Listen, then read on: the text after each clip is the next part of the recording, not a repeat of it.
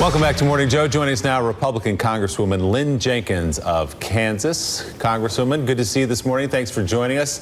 We want to ask you about health care in just a moment, but first you responded to President Trump's tweets yesterday about Joe and Mika, writing, quote, "This is not okay. As a female in politics, I'm often criticized for my looks. We should be working to empower women." What about the tweets yesterday from the President of the United States, a member of your own party, we should point out? Did you find offensive? Well, I just thought it was disappointing. As a female who's been in elected office for many years, I've been subjected to this for many years, and it's not okay. And it's a huge distraction from the hard work that we have to do on Capitol Hill. American people are hurting. They're concerned about national security. We've got a healthcare system that's falling apart on us. The growth in this economy is anemic. We need tax reform to get the economy moving, getting people back to work, get more money in people's pockets. Those are the kinds of things that we should be discussing this morning. And this is just a distraction. Well, the offensive content of the tweets that you've laid out there aside, I want to go to the point you just made about it being some kind of a distraction. What is the practical impact in Washington as you're trying to get business done on health care in particular of a story like this, and not just this one, by the way, but others that are created by the president when he tweets?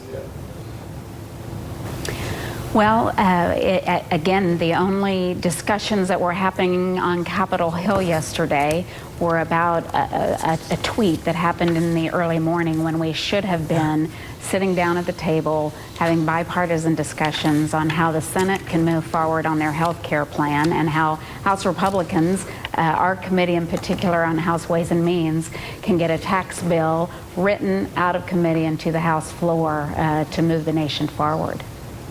Yeah, and I think you probably would have liked to focus on some of the illegal immigration laws, two things that were passed through the House yesterday, including Kate's Law. But let's focus on health care for a moment. You all got something through the House a few weeks ago.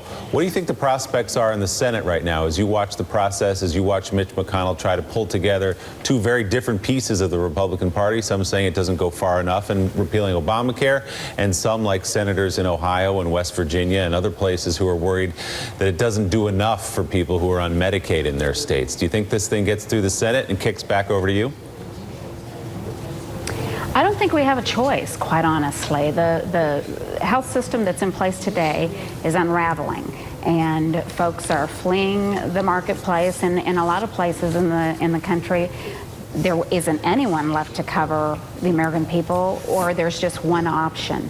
And so failure is not an option here. The Senate needs to come together and thread the needle, figure out where the common ground is, and move forward. I'm not suggesting the House bill was perfect.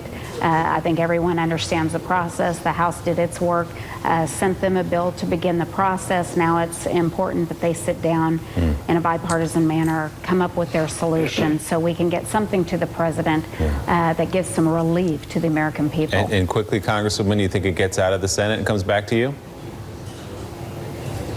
Again, I don't think we have a choice. American people are hurting. It's up to us to get this done. All right, Congresswoman Lynn Jenkins of Kansas, thank you so much for being with us this morning. We appreciate it. And joining us now